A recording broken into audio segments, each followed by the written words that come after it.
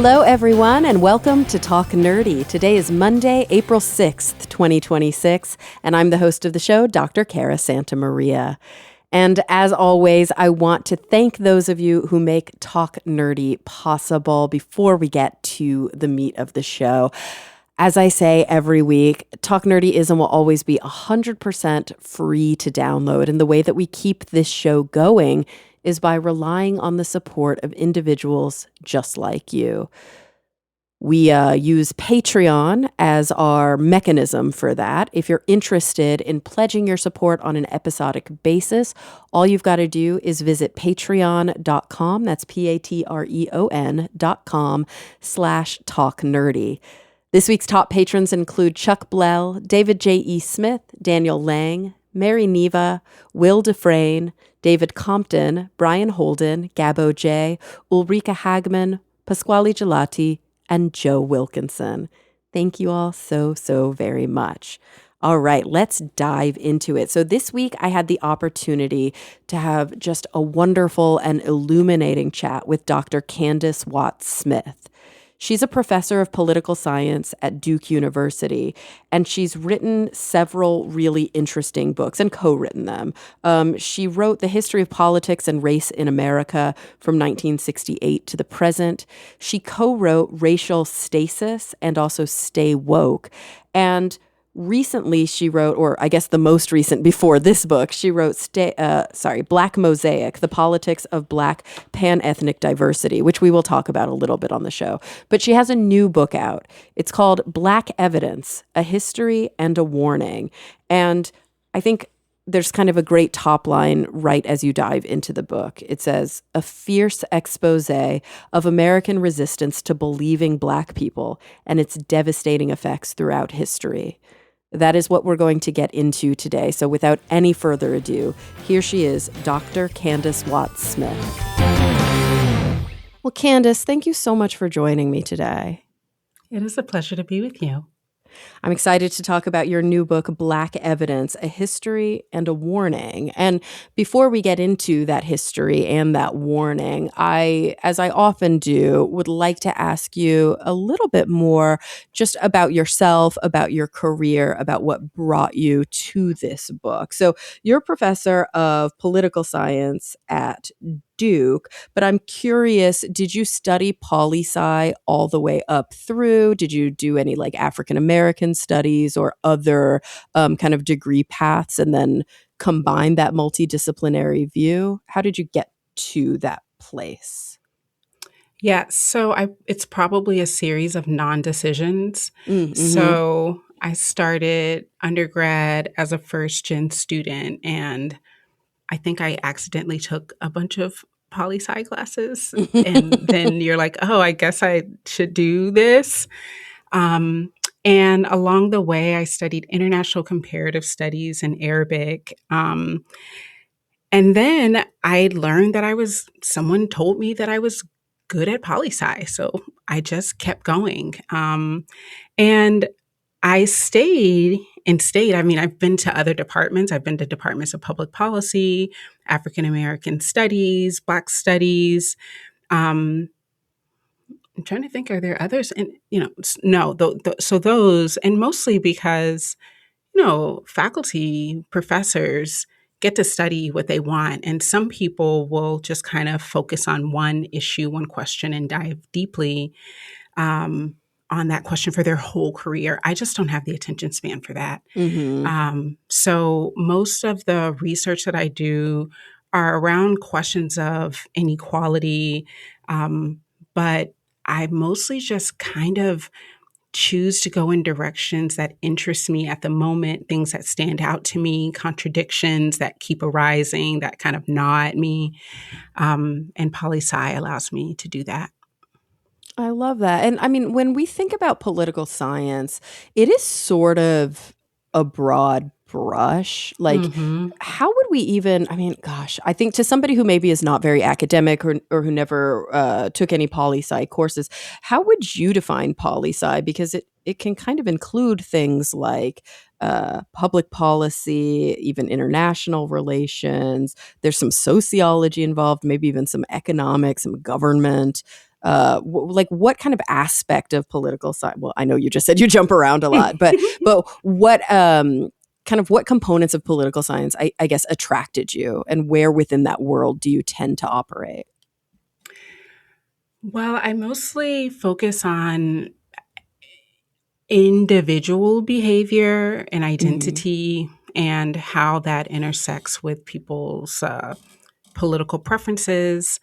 I'm mostly interested in why people have such a high tolerance for inequality.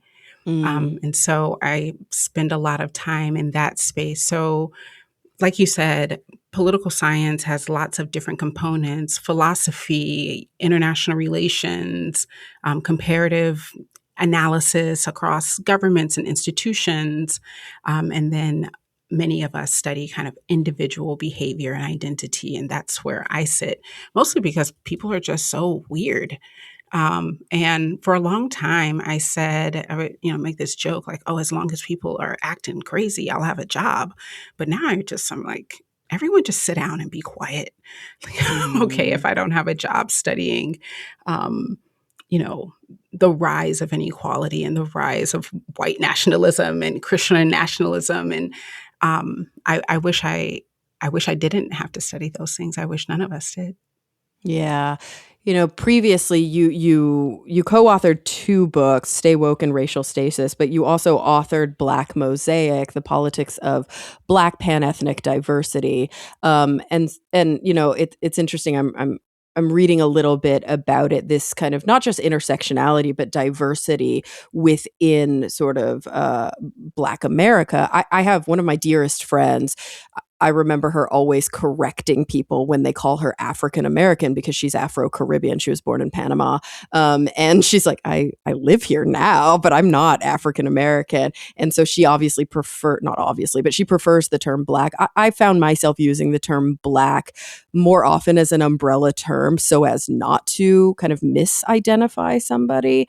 But I love this idea of like obviously we should be having conversations about diversity within quote unquote racial groups. I mean, whatever that even means.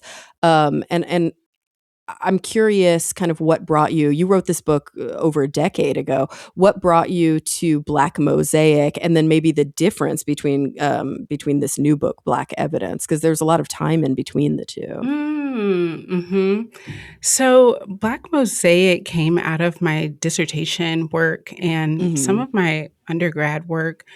I am more or less from North Carolina, and where I live, North Carolina, the South, for most of its history, I think people would have characterized the demographics as Black and white, and then maybe a little something else. Mm-hmm.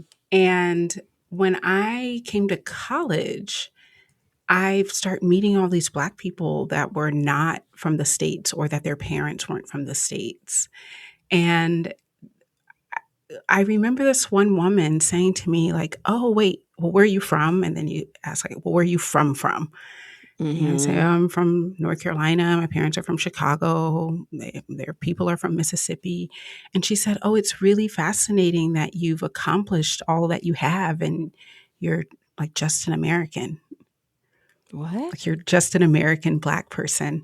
And her idea was like Black immigrants are exceptional, or that my achievements must have been from a particular culture. And she just could not have imagined that, that my family were many generations American. Hmm. And so that was one of those moments where you're like, oh, there's a whole thing going on here. Mm-hmm. And so that's how I ended up writing Black Mosaic, was from that conversation. And over the years, we've heard more and more about, when you go to Harvard and Princeton and Yale, that when you walk on campus and you meet the Black students there, they are largely of immigrant stock, that their parents are immigrants or that they're immigrants. And so, there's all these questions about why is that and what's going on. And so those kinds of questions, those, like, oh, that's interesting. What's happening here? What are the dynamics here? Interest me. And now, people are looking at, the 2024 election, and they're saying, well, why did so many Black men in particular vote for Trump?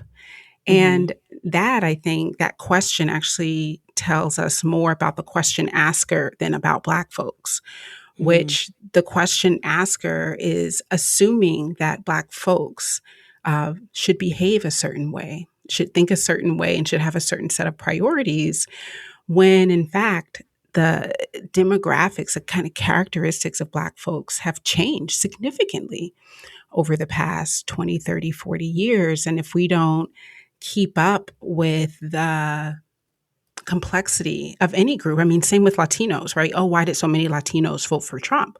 Well, who are you talking about? Which groups are you Mm-hmm. talking about? We have this kind of very flat way of talking about these groups. And then we get surprised when it turns out that there is more to any particular group than anyone assumed in the first place. Yeah. Yeah. I mean, it's such a tough thing when we think about um, assumptions about individuals who are always obviously intersectional and who always have different life experiences, different priorities. I remember kind of having an insight into this early on in my career as a public science communicator when I went to a women's SciComm like symposium. Mm-hmm. And, one of the first things that was said was kind of like, we are not monolithic. We're not going to agree about everything just Mm-hmm. by virtue of our gender. And at Mm-hmm. the same time, you know, I believe, and I'm curious your take on this, that there is some validity to the, I guess, maybe concern or the surprise when individuals vote for people who appear to fundamentally, I guess the right word would be, I'm struggling with the right word here, who fundamentally deny their existence and their value. You know what I mean? Like it is, I Yeah. think, a somewhat valid question to say, like, why would Black men vote for Trump? Or like, why would women vote for Trump? Because Trump Uh-huh. is racist. He is a white Mm-hmm. supremacist. He is a misogynist. Mm-hmm. But he's also anti-immigrant, and so are some Black people. And Right. he's anti-Black, and so are some women. And he's also, so And so there what is is that priority? What's the exactly most important correct. thing to them? That's right. Yeah. Yeah. Oh, it's fascinating. But of course, now, kind of moving a decade later, I mean, obviously that's like more relevant than ever. But even I would say, maybe I shouldn't say more relevant, but incredibly prescient and apropos of our time is Black evidence, a history and a warning. Because of course, what we're talking about here, the idea of Black evidence, of Black truth, of Black existence, of Black voices, and the cultural tendency, the civic tendency, the policy and government tendency, but even the personal tendency to deny Black existence, to say, no, I know what is really happening here. I don't actually need to listen to your, Mhm. experience to understand that, is so pervasive in our culture. Yes. And, when just was having a conversation with my friend Blair about just watching the 2020 protests after George Floyd's murder, it's like, why are people so up in arms now? This is Mm-hmm. not anything new. Right. This Yeah. isn't How did this. that Yeah, reach an inflection point? yeah. Like I'm, you know, I, I I am at a loss for how, on some level, I'm at a loss Mm-hmm. for an understanding of why we cannot get our minds around the fact that Black people have been saying that this is a real possibility every day, all of the time. Mm-hmm. Um, and I study, one of the other things that I study is policy, and there's a theory in policy that says that policy shapes politics, and it shapes our behavior, and it shapes what we think. And we tend to historically believe and trust our policymakers. So if a policymaker makes a policy that says people in prison can't vote, over time people say, "Oh, okay, yeah, that makes sense." Like a person, they're doing their time, they get these rights revoked. That makes sense. I mean, Right. It it becomes a doesn't make sense. should. It doesn't make Yeah. sense, but we've made it make sense. Mm-hmm. And so just upon reflection of our history, it's like, oh, well, what are the policies that would have shaped these habits of disbelief, of dismissal, of evasion, of gaslighting? That's the only thing that can help me make sense, is that we just have a habit of ignoring the insights that our fellow citizens give to us on a regular basis. Yeah, it's sort of like I think about the way, as a psychologist, I guess I approach this, through obviously the lens and the perspective of my training and my area of interest, and it kind of makes you wonder, how do human beings choose which voices to say, well, that's an authority on this issue, that is somebody who I do believe, versus, oh, that's anecdotal, or that is an exception to the rule, or that's weak evidence, or that story there is not as valid. And it does seem to be the case that phenomenal logic data, right? I did a dissertation, was a existential hermeneutic phenomenological exploration of medical aid and dying, where I interviewed people who are choosing to die with medical aid, and I really dug deep into their personal experience and tried to do what I could to see their choices through their eyes and to strip away as much bias as I could. Or actually, I didn't strip it away. I identified it, highlighted it, and became aware of the bias that was present. And that's a really interesting practice that I had never done before my dissertation.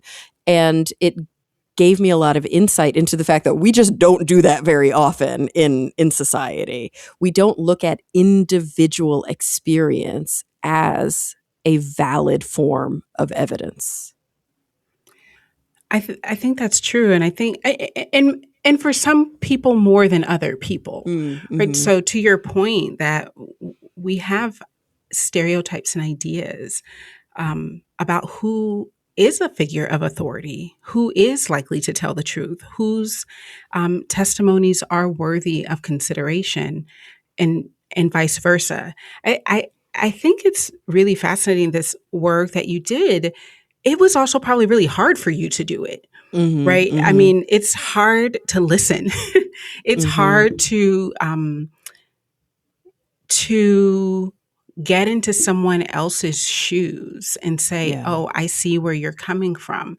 And it's especially hard if the person that you are, the person's testimony who you're listening to, implicates you or implicates your group in some shape, way, or form, and that makes it even more difficult. And so I'm not, trying to get anyone off the hook here, but what I am noting here is that I'm not saying that it's easy to hear Black folks say, here are the reasons why we have a democracy in crisis, that these are the things that we've done to ourselves and each other, and you've earned these privileges because of those things. That's hard to hear, but it doesn't mean that we shouldn't listen for it. Yeah, I think you make an important point here that bears digging into a little bit more, which is sort of like how do I even word this? The two sides of the perspective mirror. So you've got the person who is making the determinations, who is thinking, and you've got the person whose experience is being shared. And we live in a culture that, even though demographically is not necessarily white majority, at least in many, parts of the country, from a power perspective, it's a white supremacist, white majority culture. And what I'm curious about is that sort of experience of the other, the experience of the how do I put myself in somebody's shoes if I don't have their lived experience. Like, I am a white American cis woman. I'm Puerto Rican, that's my ethnicity, but my race, I'm Mm-hmm. putting in air quotes, but that is how we often define demographics on census data. I work in a hospital, we list race and ethnicity. My race is white. I present as white. That affords me all the privileges that come with my white skin. I do not know what it is like to be Black in America, except by talking to my Black friends and colleagues and reading books and having conversations. I cannot exist as a Black person in America, but I can listen to Black experience. And my concern is that very often, as you mentioned before, this is the point that I want to dig deeper into. When I talk to, you know, a Black American and they say to me, your whiteness is contributing to this problem, it is my role to sit with that, to figure out how I feel about that, and to continue on in spite of that, maybe because of that, to reckon with my own racial identity development, see where I am in that process, and to integrate it. And so that's a big part of the work that I try to do in, anti-racist conversation and anti-racist identity. But for a lot of people, their immediate reaction is defensiveness. Mm-hmm.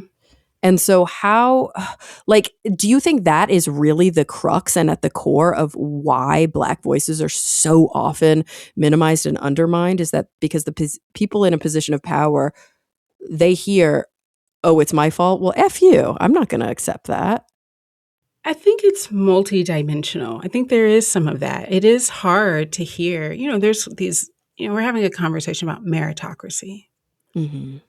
Nobody who has gotten their college degree from a fancy college wants to believe that they didn't deserve that Mm-hmm. degree, or that something else other than their own hard work got them into their college, as an example. So if you're hearing things that say to you that turns out that the story that you've been telling yourself is a lie, I think that's hard to hear. But I do Mm-hmm. think that there's also on the other side is that there's just a habit. There are certain things that we do that we don't even think about them when we're doing them. Someone starts singing or says the Pledge of Allegiance, your hand goes straight to your heart. It's not even a thought. You just do it. There are Mm-hmm. certain, you see a red light, you stop. There are all these kinds of everyday habits that we have built over the course of our lifetime, over the course of history. And I think this is one of them. Mm-hmm. That you see a group of folks that, can give you a lot of inconvenient truths. Right. And we have habits, and I say we, Americans generally speaking, of dismissing some groups readily. Um, but I would say almost by habit. Mm-hmm. Mm-hmm. Yeah. And I guess we can't really ignore that there is a intentionality, a nefarious hand, a historical agenda that's been very policy driven behind some of those habits, right? That they're Absolutely. reinforced because somebody and many people want them to be. But that doesn't necessarily mean that in that moment it's part of the calculus at all. I think that's why you have this sort of new group of, quote, anti-woke, very often sort of manosphere white Hmm. men who are overtly racist and overtly misogynistic, trying to sort of minimize the argument of historic disenfranchisement, trying to minimize the argument of people living in certain parts of cities today, people experiencing systemic racism, systemic disenfranchisement. This is the culmination of these historical wrongs. You have these sort of loud, outspoken people who are basically saying, like, nope, shit was hard in the past for everybody. Get over it. We're all kind of in an egalitarian society now. And if you are struggling to get into college, that's your own fault. It has nothing to do with where you grew up or what you look like. Yeah, so I that's exactly right. So, but even in this case, we have a policy Mm-hmm. that now makes the kinds of behaviors to exclude okay, and that just attitudes will justify your behavior.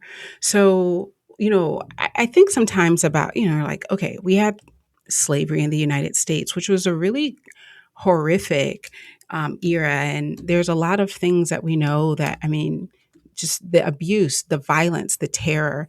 And Mm-hmm. I thought to myself, like, how that is not like a thing that people are born, they don't wake up, they're not born into wanting to abuse other people, and not in Right. that kind of gruesome way.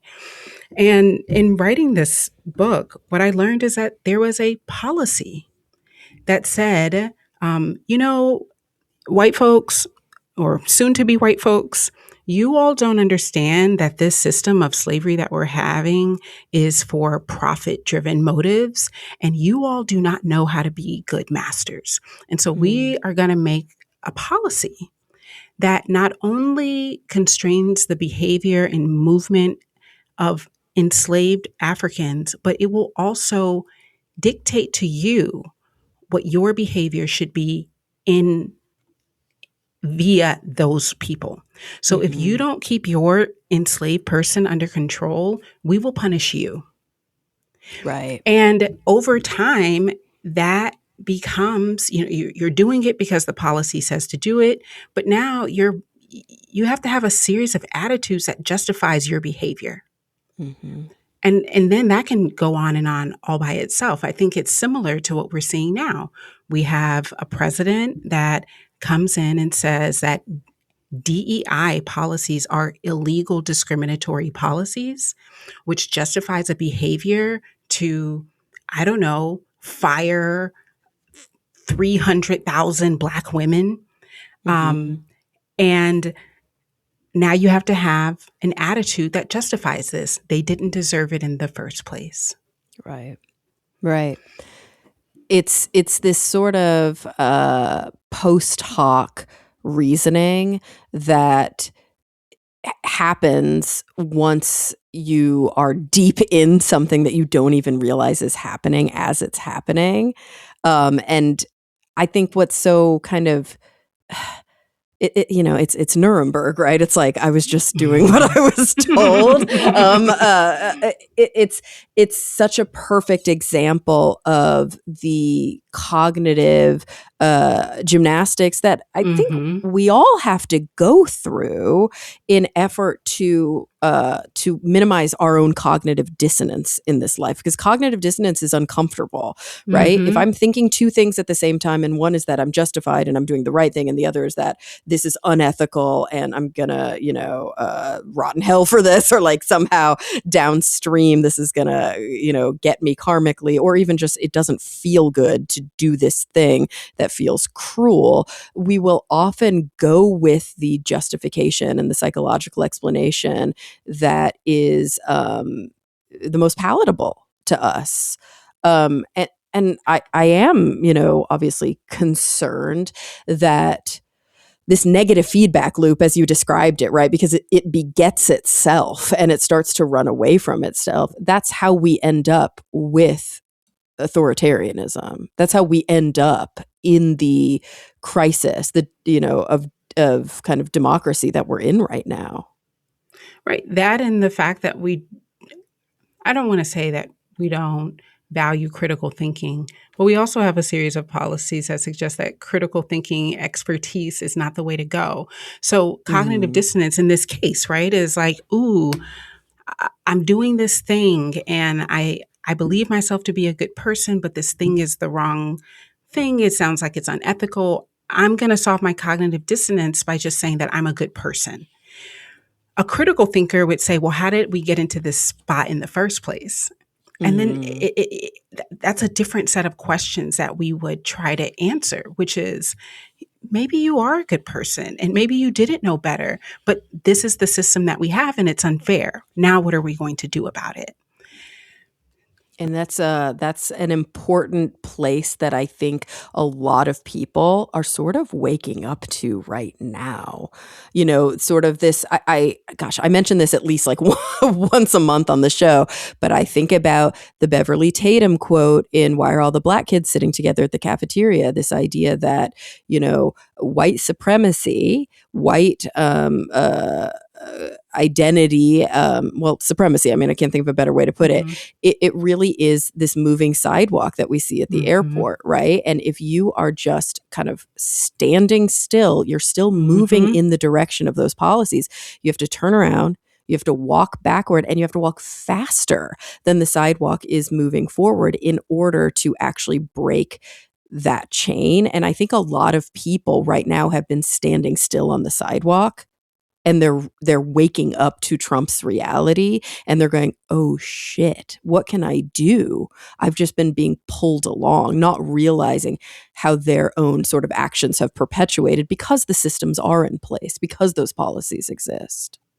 I think in this case, I am in agreement with you. I think that one of the things that people are seeing now is that the thing that's on the other side of the walkway is going to eat them alive as well. Right. Yeah. They themselves are also subject to it. You're right. Until it matters to me, it doesn't actually matter. And that's gross, but it's also the reality, right? Like, it's one thing to watch my fellow person, and that fellow person being of a different ilk, a different race, a different color, a different whatever. It's another thing to see that, oh, wait, these policies, wait, now I'm included in that minority standing? Now my left-wing, ideology is being eaten alive. Now my womanhood or my social class or my whatever the case may be. I'm so glad you pointed that out, because I do think that's really the impetus. It's an important point, we got to look ourselves in the mirror and see that. It's kind of, you see it all the time with like celebrities or with, I mean, I know this is not a great example, but somebody doesn't care about an issue until their kid has the disease, and then all of a sudden they're the spokesperson for the disease. Like, that's what we're talking about here. Yeah, I mean, but the thing is, and right, what is infuriating is that it takes so much when we've been told so, right? If we cared about democracy says that like everyone gets a say. And so then you're like, oh, well, okay, maybe this policy means that some of those people don't get a say, but that same policy, rule, system can be used against you. And so we chip away at the foundations by allowing some groups to be sacrificed, to be excluded, to be, left out. But we need everyone to be involved in order to have a strong community, a strong society, a strong democracy, to stay away from authoritarianism, and so the thing is that I guess I would argue that we have been on the decline for a long time. It's just now that people are seeing where they sit in this disaster dumpster fire that we find ourselves in now.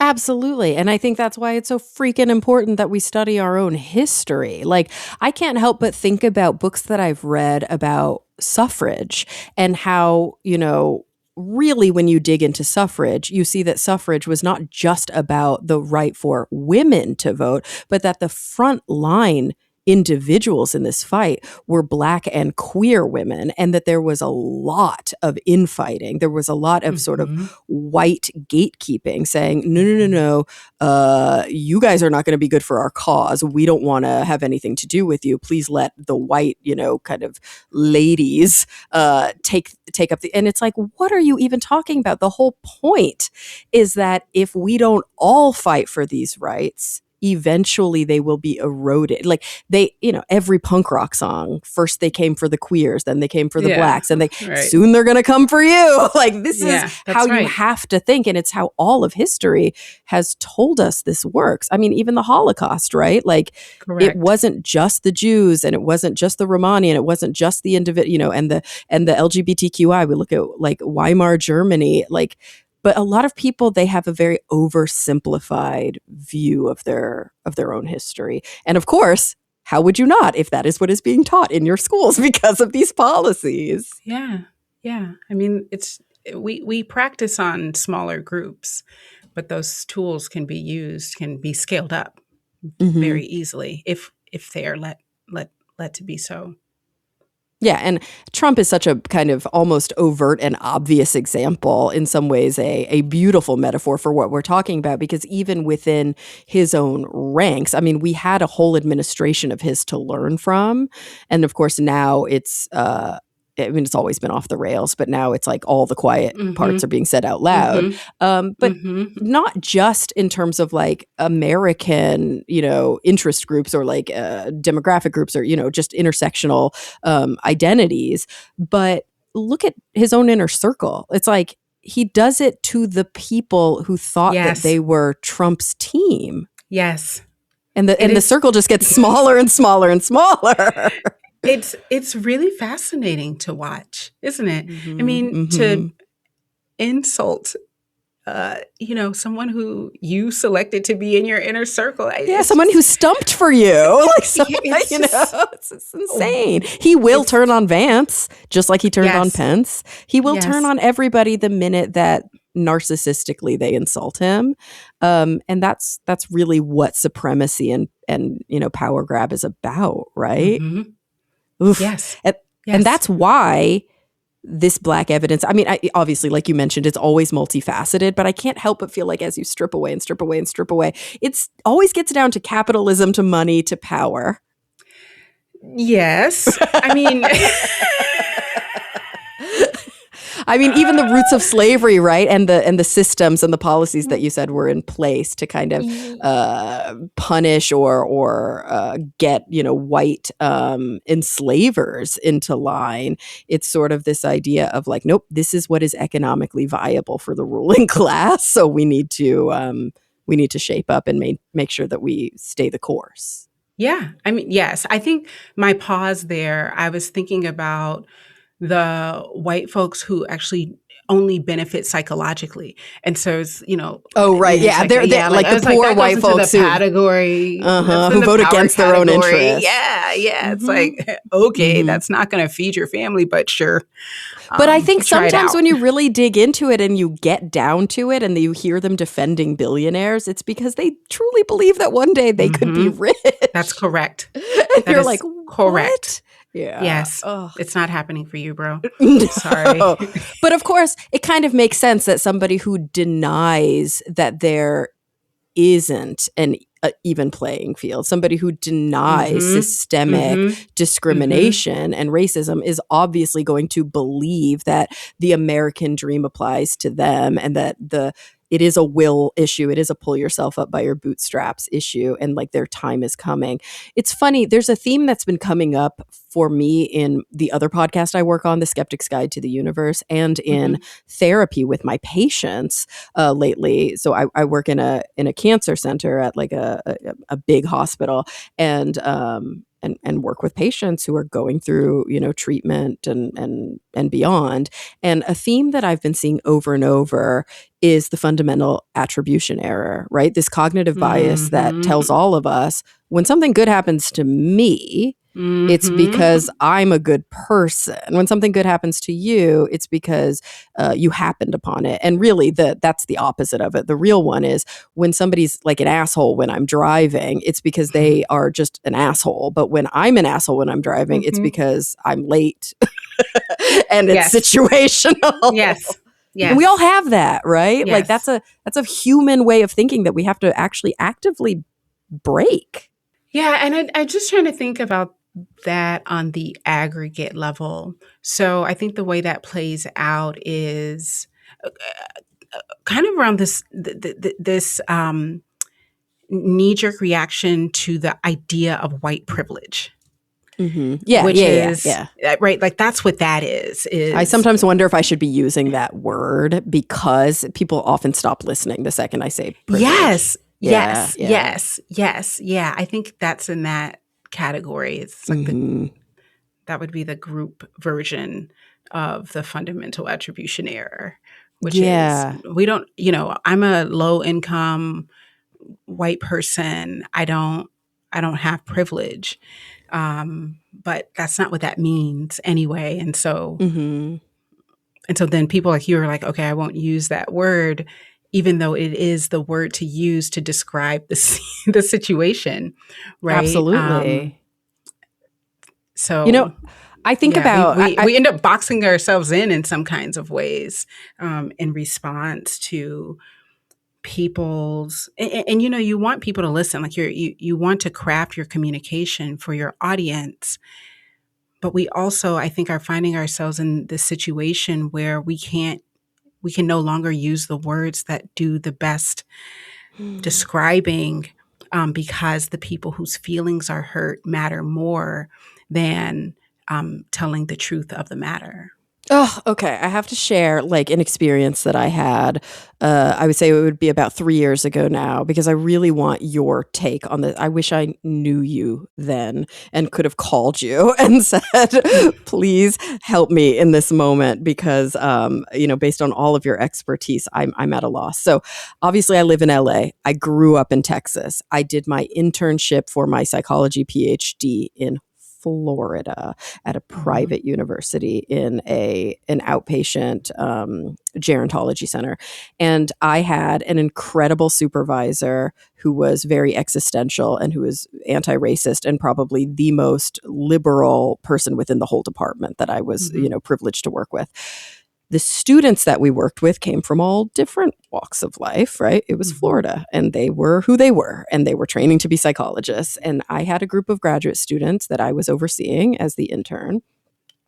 And we read for our book club How to Be Anti-Racist. And I remember the initial reaction of one of the students who was a white woman saying, "This is not how to get through to me. I do not want to Mhm. be insulted. I do not want somebody to yell at me. If you want me to hear this perspective, you shouldn't sound so angry about it." I felt myself being very defensive the whole time I read this. Now, I respected the fact that she shared her honest experience, that Mhm. she felt defensive and she was sort of able to find it inside herself to say that. But I struggled and I kind of was at odds with my supervisor of how to handle it because my supervisor was very patient and would ask, open-ended questions and would really kind of hold the hands of some of these students and bring them along for the ride. And my perspective was these students are seeing patients now.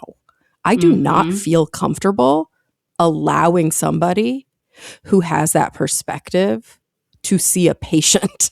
Like, catch Mhm. up. You need to catch up if this is the work you want to do. It Mhm. is unsafe for you to be this behind in your understanding of sort of racial identity. And we were at odds with that. And part of it was probably my California perspective. I don't know. But I'm Mhm. curious your take on that because I think we see this in academic institutions a lot. We see this sort of white, as you mentioned before, I don't know, not denial, yes, but almost like reactivity to being Mhm. told that they have privilege. But we see it in academia, we see it in medicine, we see it in places where it can do real harm. Mhm. Yeah, the thing is that I'm not sure that I would have disagreed with your mentor. Hmm. And You're a so, better woman than I well, because what I'm thinking about is strategy. Mm-hmm. Yeah, I'm you thinking are about being actually strategy. logistic in your approach, which is I- a smart way to be. Yeah, I mean, and I'm with you. Like if someone's like, "Oh, I don't like this," it makes me feel defensive. I mean, in my Hmm. mind, I'm thinking like, "So the fuck what?" Like, shut up. Exactly. Yeah. Get past it.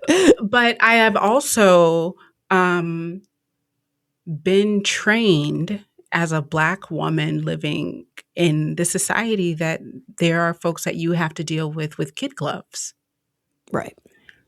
If Right. you want to get the thing out of them, you have to know the language. And actually, I was going to mention this earlier when we were talking about how difficult it is to be in someone else's shoes. But I think that is what Black folks do in order Of to get by, course. right? You exist in Um, white spaces all yes, the right. time. So I think it would be hard for me to jolt out of that. I mean, I know what my inner dialogue would be screaming on one side, but uh, as a person who is trying to bring people in, I think Hmm. I would end up going the long. What makes you say that? Hmm. Let's talk about values. Let's see if we can untangle the contradictions here. Can I get you to think more critically about what you're saying and what that means? But that's my strategy because that's the strategy that has um, allowed me to live in the way that I live now. Yeah, and I think a lot of it sounds like has to do with role, right? At the time, I was still a student, but I was an advanced student, and they were students who were not as advanced in their education. But I wasn't in that sort of supervisory professor position, and I didn't have the insight and the wisdom and the knowledge. And there was a part of me that felt angry, like I'm doing the work. Why aren't you doing the work? Mm-hmm. You know? And I think I Mm-hmm. see that a lot in my everyday experiences with loved ones from a feminist perspective. Like, I don't want to have to teach men to be better to women. It's Mm-hmm. exhausting. And I feel like Mm-hmm. that's not my job. And I hear this all the time from my Black friends, right? Like, I don't want to be patient with white racist people. Like, it Mm-hmm. is the most insulting, infantilizing, exhausting thing to be asked. But of course, sometimes you just have to, as you mentioned, like that is the position you have been put in. B, you are a professor, you are a political scientist, and you get to see it from both sides. And it's such a curious thing to me, um, just the burden, what we ask of people, to where the onus falls when it comes to teaching. And that's why I think getting back to the whole point of this book, right? Black Evidence, a history and a warning, is, you know, why is it the job of Black Americans to go above and beyond to try to prove that their simple existence is valid? It's not our job. Yeah, It's exactly. But then you carry the burden, right? You so often that carry the burden. that's the part. My son Hmm. is 12. He's in seventh grade, and he has already learned that he hates group work because there are free riders Hmm. and there are people who do not care. And he is thinking, I want to do well on this assignment.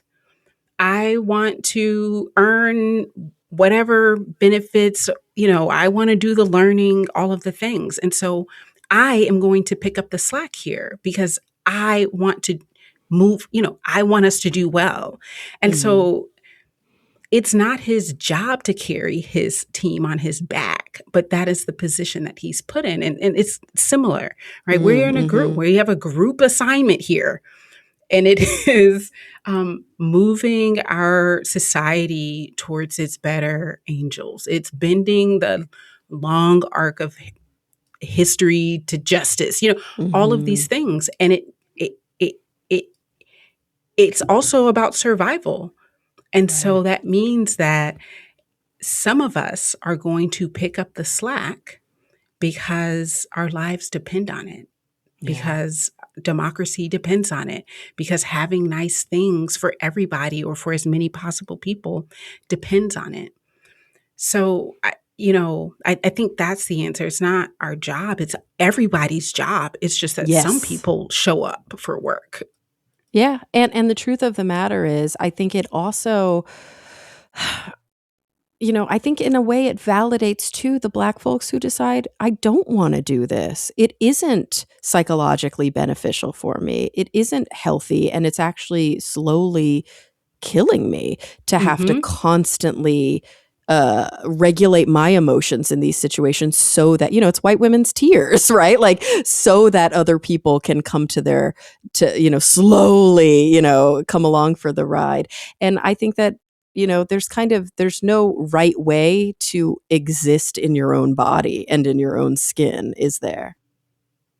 Yeah, I mean, this is why I write, is in Mm. hopes that someone who wants to do better or know more Hmm. has a resource. And I write to say that you can't say that you didn't know or you couldn't find out, Right. right? That's so So, true, right? It's like you can't get pulled over when you're driving a car and go, "I didn't know I couldn't run a stop sign." It's like ignorance of the law is not an excuse for breaking yes, the law. that's right. It's the same thing here. Like, the evidence is in front of you. You are choosing not to look at it. Yeah. And and some of it is hard to see, and so I'm going to help you Mm, see it. And yeah. there are, many people who do that. I mean, you can't walk into a bookstore or a grocery store or wherever there's reading material or podcast or television. I mean, it's the information is there, and so just the amount of room for claims of ignorance decreases every day. Hmm. Whether people are willing to admit that is a whole other thing, but I've made that my job. Yeah, yeah, and gosh, do we all collectively thank you for that, because that is very often a thankless job, and it's actually a job that can be detrimental to your mental health. Like, doing that kind of work can take a lot out of you. So I'm curious what the experience is like. Do you find it's fulfilling? Do you find, obviously, there are times when you're, promoting the book, or you're, doing lectures and you have a receptive audience. But I can imagine that you get hate online, and you do butt up against sometimes those people who fully deny that the evidence even exists. Even if it's in front of their face, they devalue it, or they use some sort of uh, mental gymnastics to say this evidence is not real evidence, or you're fabricating it, or you're exaggerating it. I mean, how do you take care of yourself in those moments? I'm not the model on that one. Mm-hmm. Yeah, I'm not yeah, the model on I that hear one. you. It's a do as I say, not as I do situation. Yeah, yeah. This is your mission. Yeah, what's actually, as you were asking me that question, I was thinking about those kinds of reactions and responses. And Hmm. maybe 10 years ago, I started this folder in my inbox called fan mail. Hmm. And oh no, it was when I did my TED talk. And because people would email me what they thought, about my TED talk, and Hmm. how much they hated it, and how, like, might go, like, find myself in the middle of traffic and get hit by a truck and Hmm. stuff like that. Ugh. But I have had fewer of those emails, and I just started thinking, like, oh, is that because our algorithms, like, wouldn't send my material, the things that I write, to a person that is diametrically opposed to what I was saying Oh, anyway? And so because I they're was so thinking, siloed oh, now. yeah, I Oh, was like, I actually wow. haven't gotten that kind of response, but I can imagine that it's because the folks who would not read a book like this or care about issues like this would ever actually have but that it would never be put to them as something that they would be interested in. And so I haven't had to deal with that. I mean, writing the book hurt me because Hmm. it's you think about looking at pictures of lynching and reading about Ida B. Wells's descriptions of what's happening during that time, and rethinking about Rodney King and kind of replaying these images in my mind. So that was the thing that hurt more so than Mm-hmm. some person who is just diametrically opposed to my existence emailing me. I don't think they even know I exist. That's interesting. Yeah, it's more of kind of like a compassion fatigue, Mhm. a component that just Mhm. requires a lot of breaks and a lot of self-care and a lot of engaging in the things that you love, in order uh, to take care of yourself in those moments when you are feeling the suffering of others, others today, but also others from generations past. I do worry though that sometimes it just takes like one blog, or like one Mhm. Mhm. manosphere podcaster to like get wind of an idea. But I think in some ways also there is there is this interesting thing where, and I'm not saying, obviously all of your scholarship is beyond reproach, but that like when something is really well researched and communicated, that's not the takedown that these kind of trolls want to be doing. They want to straw man the argument, right? They Mhm. want to Yes, that's simplify right. it, and they want to take Mhm. down aspects of it that you're not even talking about. So this wouldn't be as much fodder for them because it's more work. They don't want to do Thank that you, kind of Kara. work. Yeah, of Thanks. course. I Appreciate do think that. it's true. Like you see these whatever, the Charlie Kirks of the world, and these different individuals who have these clips on the internet where they're dismantling the argument of like a young black man who's claiming systemic racism, but they're not actually dismantling their argument. They're That's just right. really good rhetoricians, That's and they right. make it seem like they are. That's right. Yeah, I mean, and they often quote things that never were said and Right. statistics that aren't real. Hmm. So, yeah. Hmm. Ugh. The world that we live in, though, like, I guess there's an interesting question as we're sort of getting towards the end of the hour. How do you not despair? And I'm not saying you don't despair. I'm sure you do despair, but you still work, right? You still wake up. You're publishing this book. You are doing your scholarship. You're talking to us right now. How do you stay motivated to do that against this background, which it's not like we haven't been here before, but Mhm. boy, I think in our lifetime at least, this is a big pendulum swing. So, I, on some level, think it's my responsibility to. And I think about moments in our history when there was a thing that we thought was impossible and was never going to happen, and then it did. Mhm. So I can think about folks who were enslaved who probably thought, like, this system is going to last forever. Mm, And then it mhm. didn't. And then there were Black folks in Congress, like a few years later. I mean, that Mm, was just kind of a rapid series of events that people thought were impossible. And then they became possible, in part because people fought for it, people stood up for it, people talked about it, people got people, brought people in, they expanded the scope of conflict, they wrote about it, they marched about it, all of those things. And mhm. so it, I have to carry that legacy, that there Yeah. are things that we didn't think were possible that did become possible because people made it so. And it didn't happen the next day or the day after that, but it did happen eventually. And kind of to that end, I have to ask, because I've long argued for this, but I'm not sure how much evidence I have to support it. Um, it just is a sort of global takeaway that I think I see. Um, Do you think that what is happening right now, yes, I think that there are all of these systems in place, as you argue so beautifully in your book, that actually kind of in a lot of ways led to where we are right now, right? That the perpetuating systems and the entrenchment of these things. But do you think that there's also an argument to be made that what is happening right now is actually a backlash to progress? And that very often when the pendulum starts to swing, like that moral arc of history is bending towards justice, that there will be powers that will start a desperate scramble to prevent that bend. And so almost every time we see progress, we see a big backlash to that progress, and we have to kind of stumble backward before we move forward again. I don't think that that path, that back and forth path, is inevitable. I think that's a choice that we make. But yes, I agree that, people have asked me like, oh, did the Black Lives Matter movement work? And, it's like, well, work to do what exactly? Right. But I do think that it did, I'm putting my air quotes, work, in that there was a significant change in the discourse.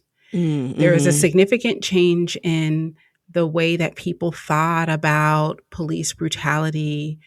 There is a significant change in the words that people were using, intersectionality, right? And so that is scary to people who want to dominate others. And so, yeah, that's a response. I think Frederick Douglass said something like that. Like, yeah, when you see a rise in lynchings, it's because someone has done something well, that there has been success where there wasn't.